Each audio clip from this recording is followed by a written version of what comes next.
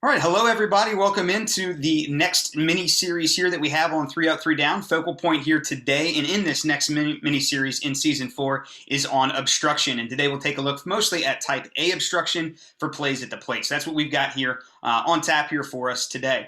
A couple announcements, reminders, and things like that before we go ahead and dive right into the obstruction rule. Like I said, we'll start the new mini series here this week and continue on for about the rest of the month, really, the next 3 or 4 Fridays, and take a look at obstruction. We'll break it down into a couple of different categories. Today will be type A for mostly plays at the plate. We'll also talk about some plays at the bases. Next week will be about rundowns, so we'll spend a lot of time just in a single session on rundowns.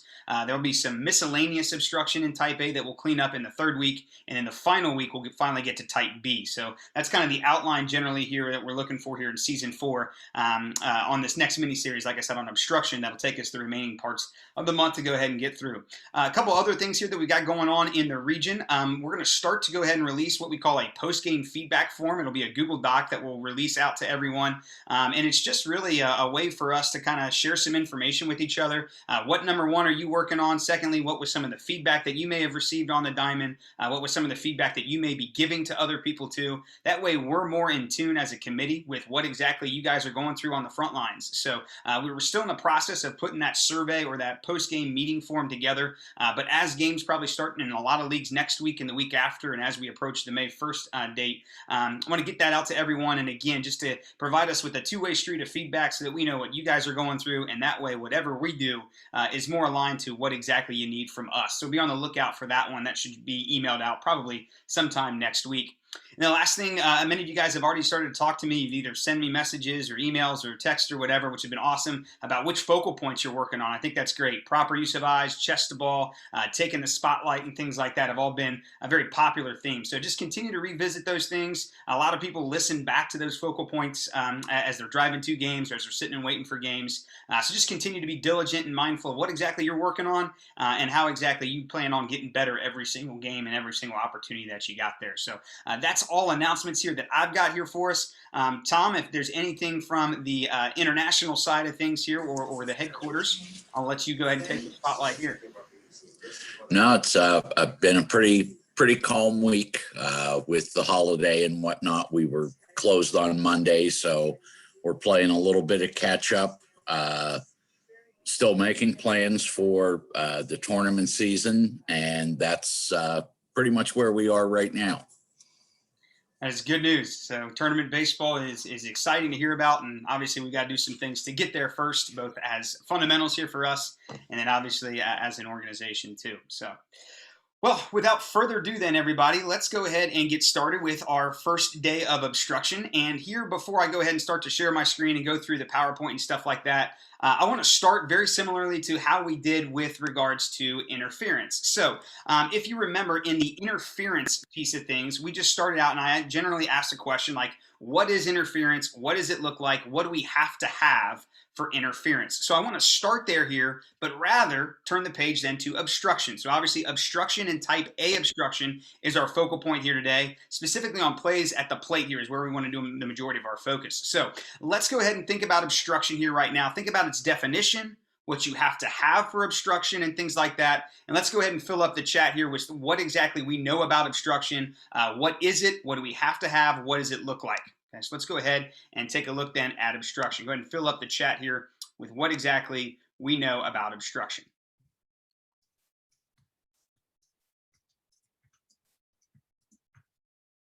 Let's see what's coming in here.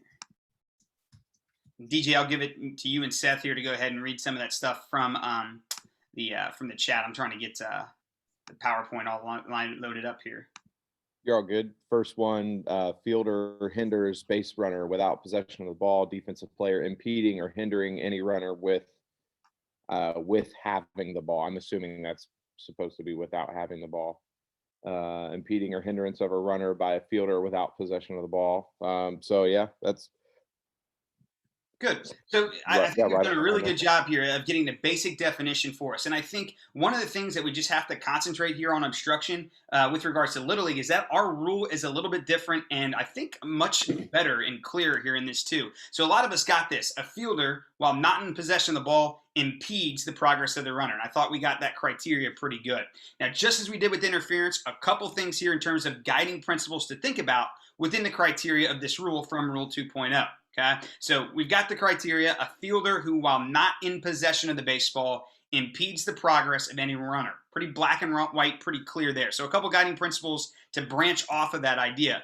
Number one, if you have the baseball or the softball, if you have the ball, you can't be called for obstruction. Okay, so obstruction cannot be called on a fielder with possession of the ball. Secondly, contact is not a requirement. So just because you have contact doesn't mean there's obstruction. And you do not need contact to go ahead and have obstruction either. Very similar to what we talked about with regards to interference.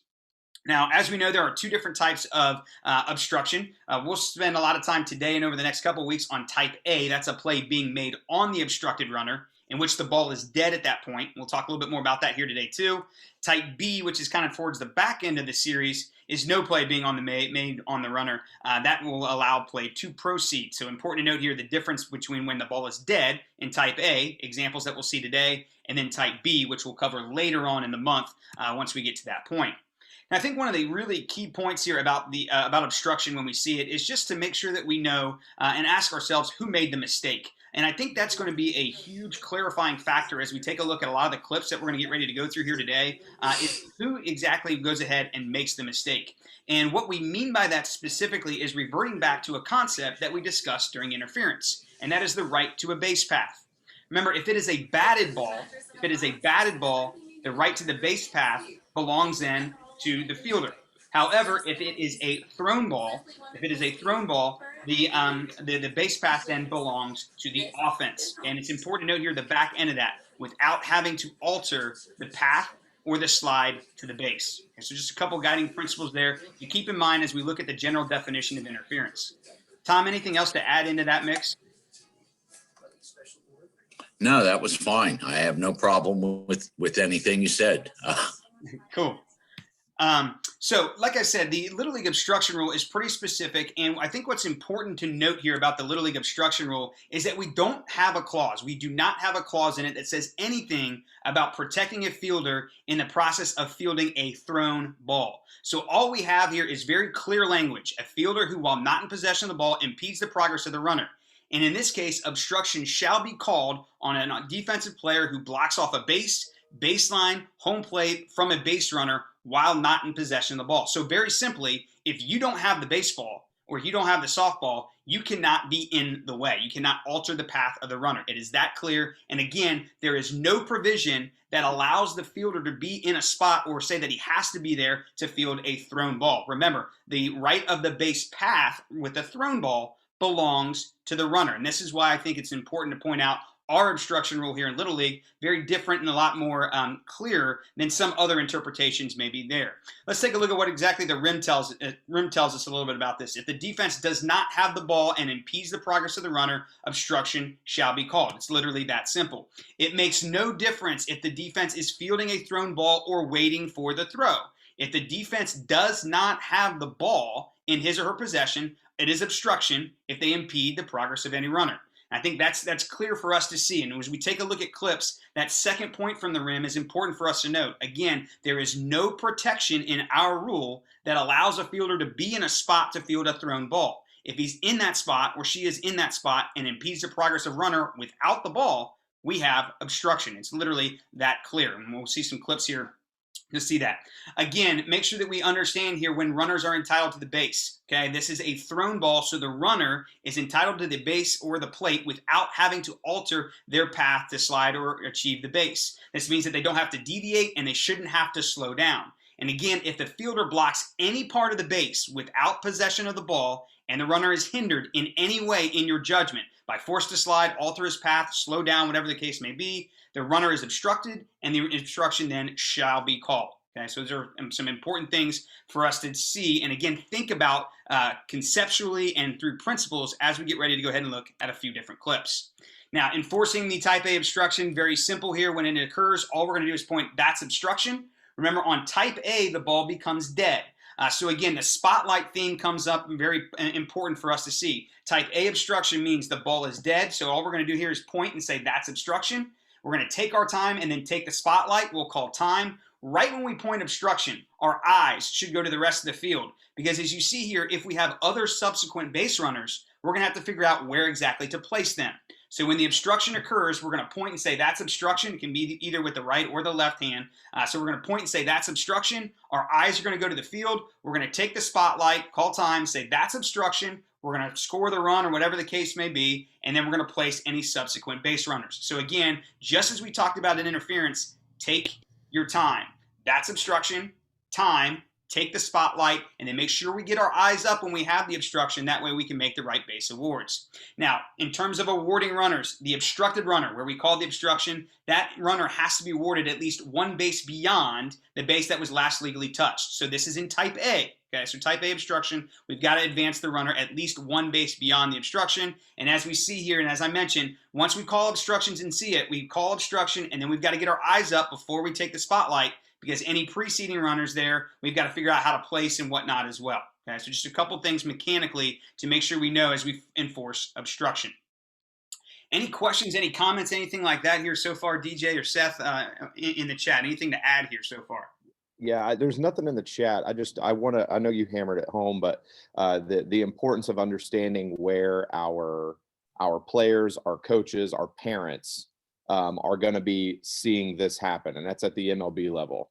And our rule, and I don't even want to get into what their rule says, but our rule is very clear of got to have the ball. If you don't have the ball, it's more than likely going to be obstruction, and that is not a case at the MLB level where most of our players, parents, coaches are going to be watching. So it's important to make sure that we understand our definition. And I've had this with personal experience. So just wanted to reiterate that part. All right, let's take a look at some clips here now. And really what we want to do here is get a little bit more interactive here too. So either by usage of the chat or just speak up. We're going to show you a couple clips here. This first one, let's figure out whether or not this is obstruction. The first clip comes to us from the 2012 World Series, and we'll break down some wedge stuff in the future. The 2012 World Series, wedge theory was kind of really primitive at that time, but I'll kind of show you where exactly we were at in there as well. But here's the play. Ball's in right field.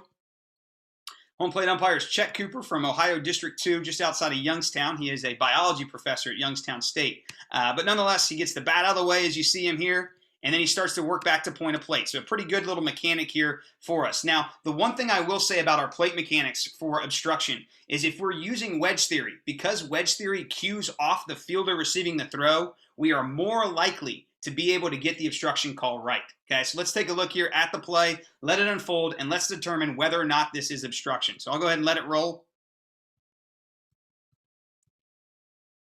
Get some replays here.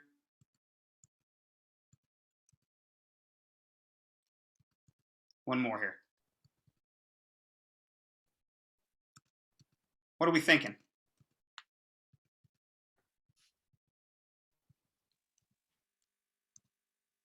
We got one vote for obstruction in the chat. Why might we have obstruction here? Like, what makes this obstruction?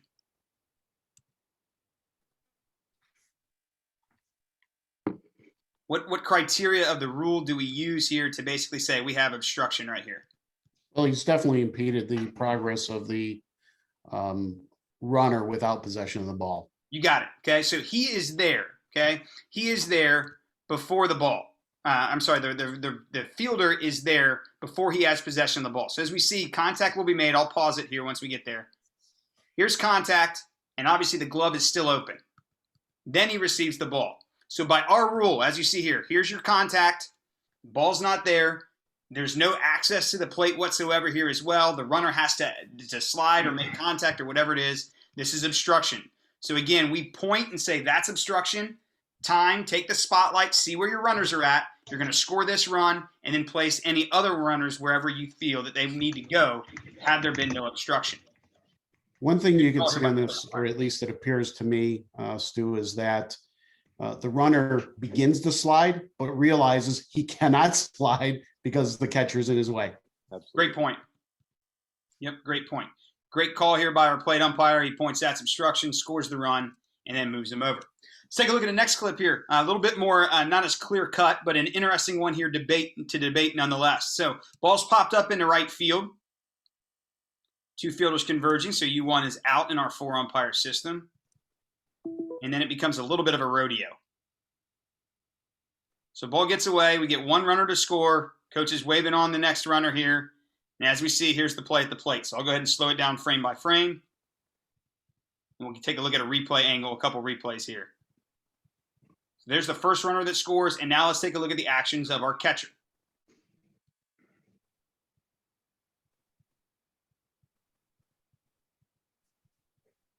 Any thoughts here? I've got the runner altering his path around the catcher, and as a result, he impeded him. It's obstruction without possession of the ball. Okay. You can see it before that. The ball's bouncing, right, and the runner deviates his path. Yep. I don't disagree with him. Anybody disagree with Tony there? Seth, you got any thoughts on this? Pete in the chat said not obstruction. Okay. Yeah, I disagree. I disagree with Tony. Go ahead and kind of explain why here, Seth. Yeah, so what I've got here is based on our camera angles. Number one, my runner is already out wide, and I don't see him alter his path to try to get to the base.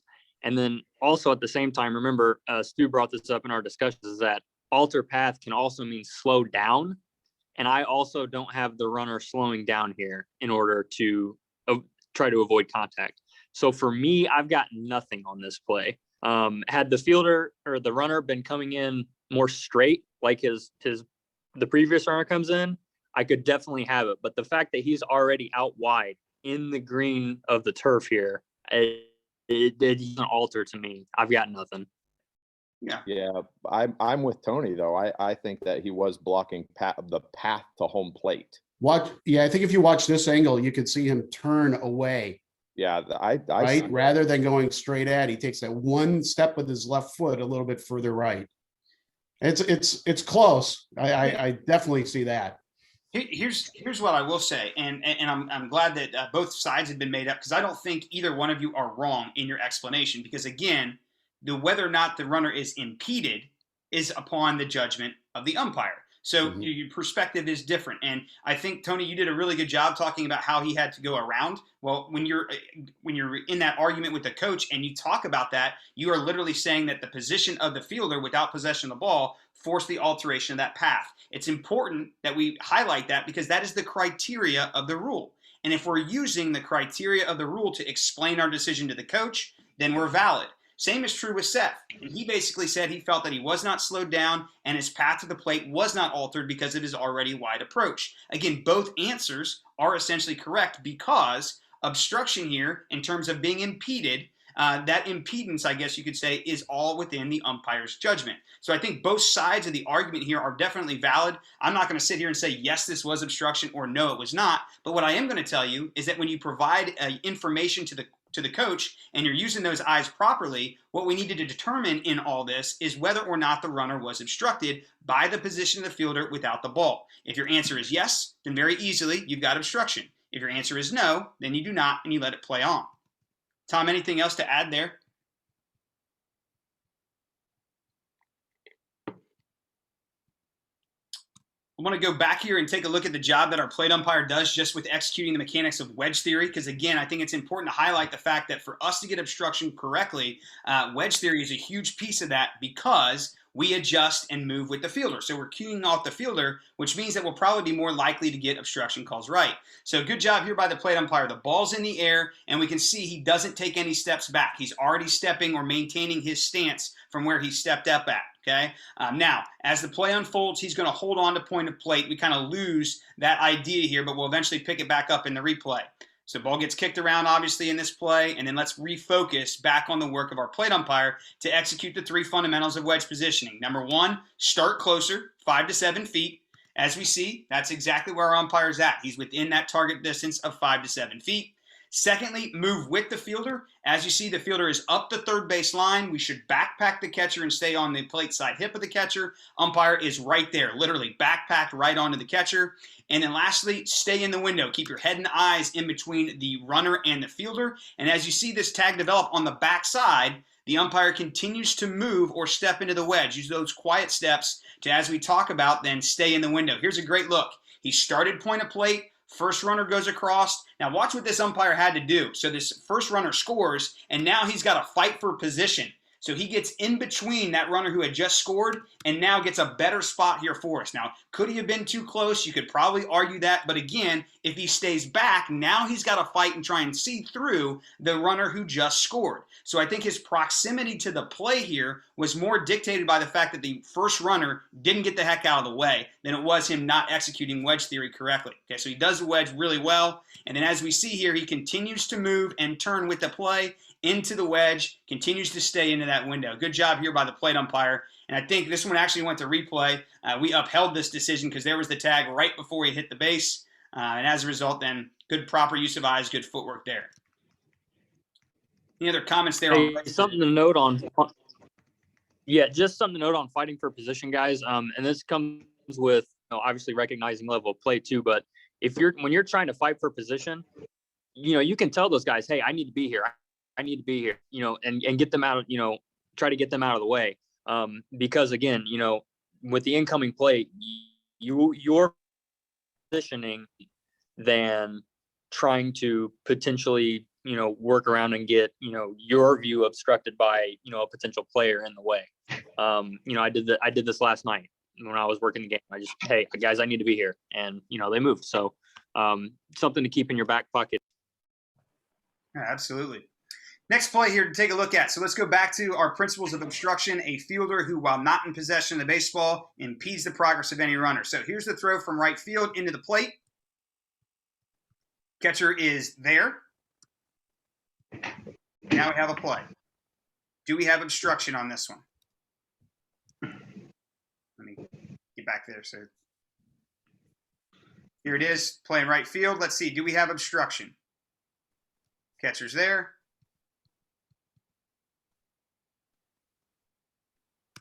Good look at it. Do we have obstruction? No. Why not? As he was in possession of the ball before the fielder arrived. Absolutely. There's the answer. He's got possession of the baseball. Sorry. Yep. Good job, Pete. Yep. So he's got the possession of the baseball. Remember, all bets are off. We cannot call obstruction on a fielder who has possession of the baseball. Good job.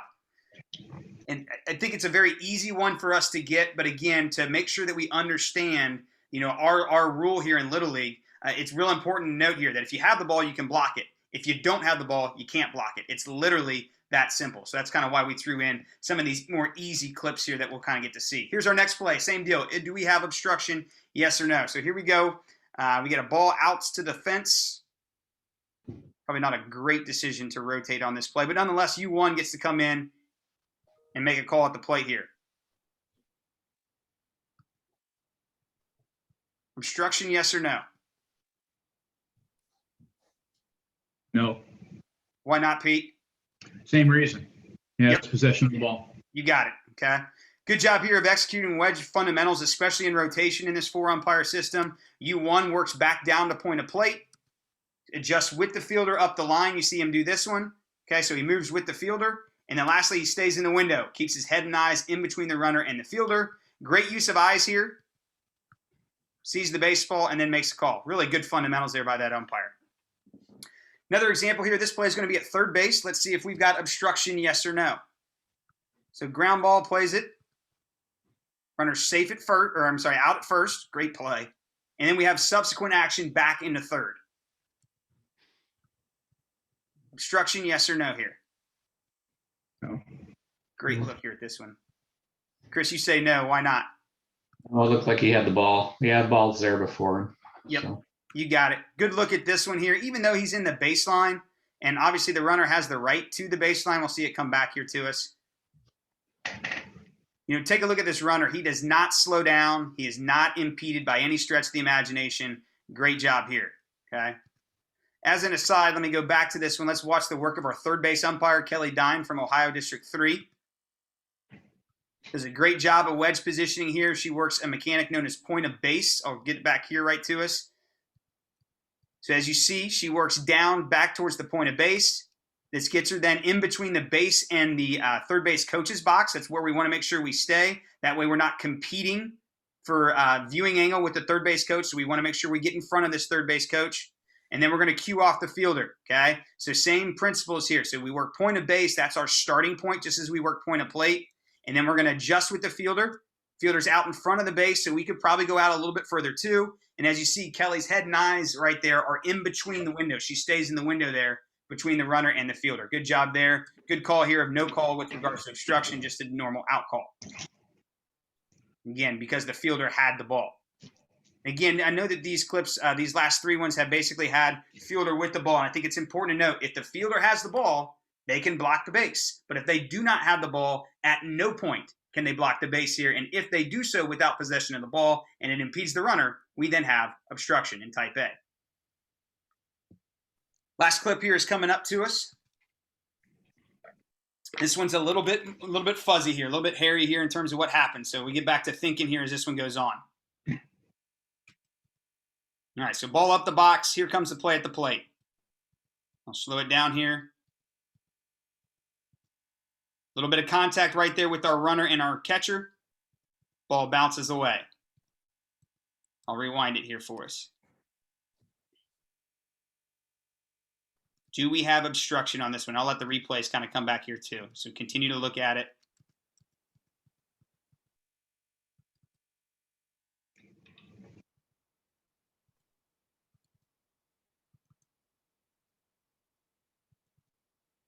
What are our thoughts here? So in the replays too, I can't really see the ball. Okay. So the ball kind of short hops the catcher. So I'll let this one kind of roll through here. So here's the throw. Ball kind of short hops the catcher. He tries to play it off right there. And the ball you can see it from the center field angle. You can see the ball coming in right here. And then I see it then going away. Yeah. It basically ricochets off the catcher. Then I think it bounces back off the hitter, and like the ball is like right here, right over the plate. Kind of looks like it's right in the strike zone, and then it bounces. So he never really had possession of the ball. Say that I guess is the way you look at it. Did he at any time have possession of the ball? And I would say if I'm looking at it correctly based on the replay, I don't think he ever had possession of the ball. So then how would you rule in this? Which would be obstruction then. Okay, good. Anybody agree, disagree with Tony? 100% agree. Agree. Yeah. You know, you got to kind of think about like who's in the wrong, so to speak. Remember, thrown ball, path to the plate here belongs to the runner.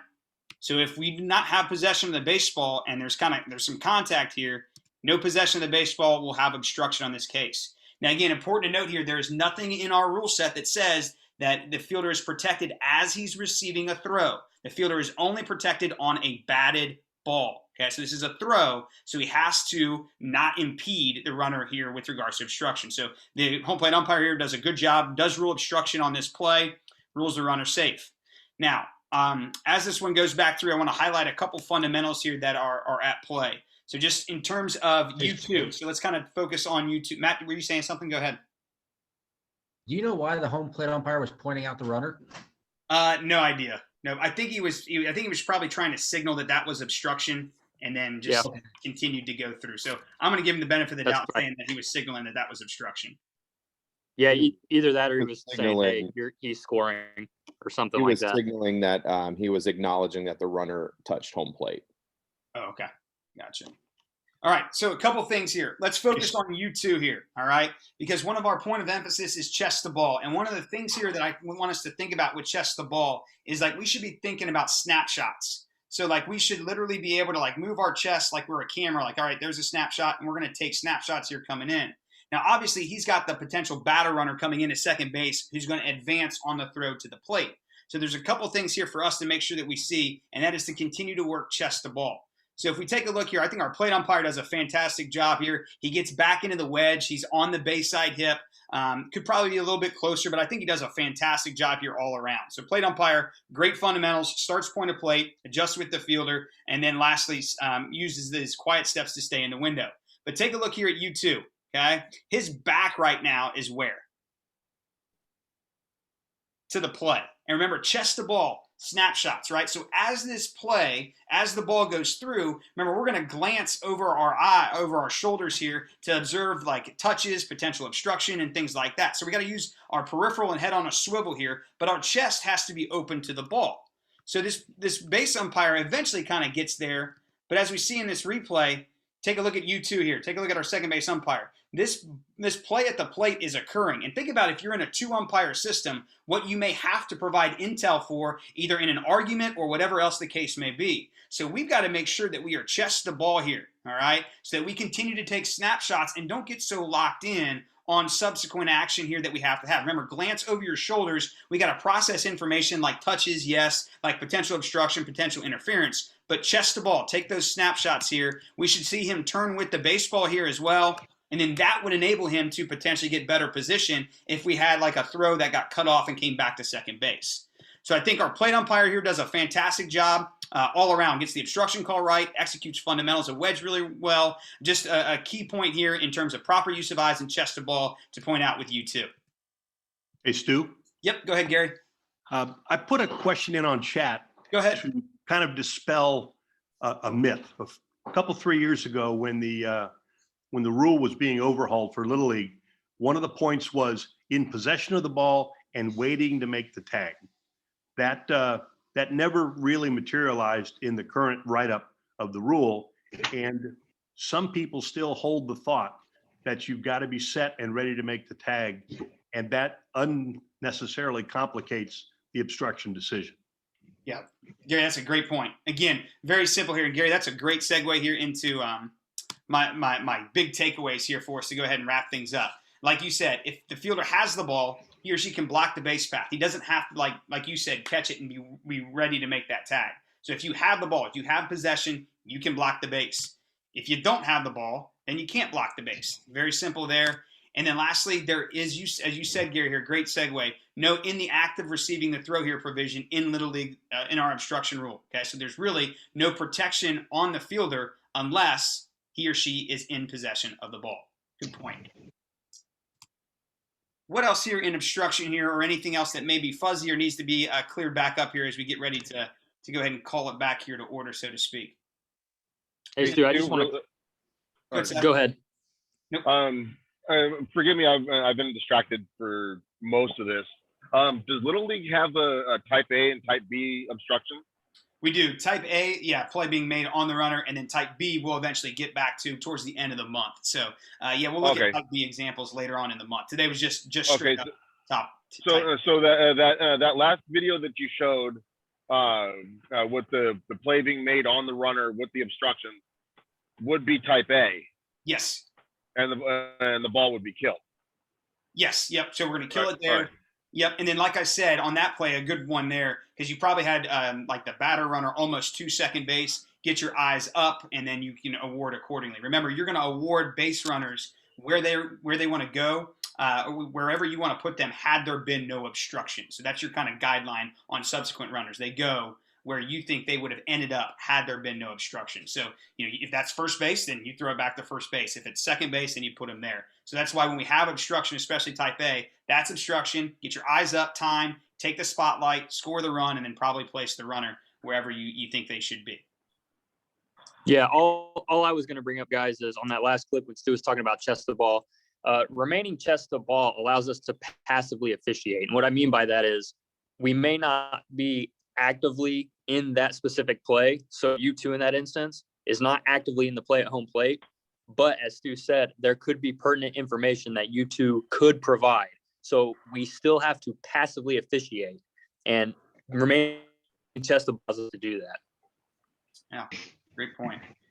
What else? Any other takeaways, thoughts, questions, anything like that here before we go ahead and get ready to wrap up? Question? Well, all right. I got a couple last minute things here just to throw out there, and then we'll have our little hangout time after we go ahead and end the recording. So you guys are all invited, obviously, to hang around if you can. That's great. Obviously, number one here, announcement wise, just back through. Remember here that we'll continue on next week, same time, same place. We'll look at rundowns specifically. So we'll revisit the Type A obstruction rule, which would be great. And then we'll really take a look at it in the context of rundowns and really how to officiate rundowns too. So we'll talk about obstruction and rundowns, which will be a really exciting kind of deal next week. Same time, same place, 12:30 next Friday. The other thing too, remember that we'll start to push out our feedback form, post-game feedback form. There'll be probably like 3 to 5, maybe 6 questions on there, just as you're working games. Like think about what you're working on, what went well, what didn't go so well. That way we have a communication between us all so that we can kind of see, hey, what do you need help with? What should we be focusing on? Things like that. So be on the lookout for that one in an email from us, the Regional Advisory Committee, sometime here in the next week or so for that one. And then lastly, keep thinking about those focal points. Remember that the only way that we're going to build back the habits that we may be looking for to put us in position to succeed, the only way we'll build back those habits is if we take advantage of the easy plays. So as those routine plays come at you, use those eyes properly, chest the ball, take your snapshots, take the spotlight when you need to with interference, obstruction, or anything else, and keep working hard to get better one pitch at a time. Appreciate everybody's attention, participation here on the first episode of Obstruction Today. Again, same time, same place next week for Obstruction yet again, that time on Rundowns. Everybody have a great week, have a great weekend, and we'll see everybody then.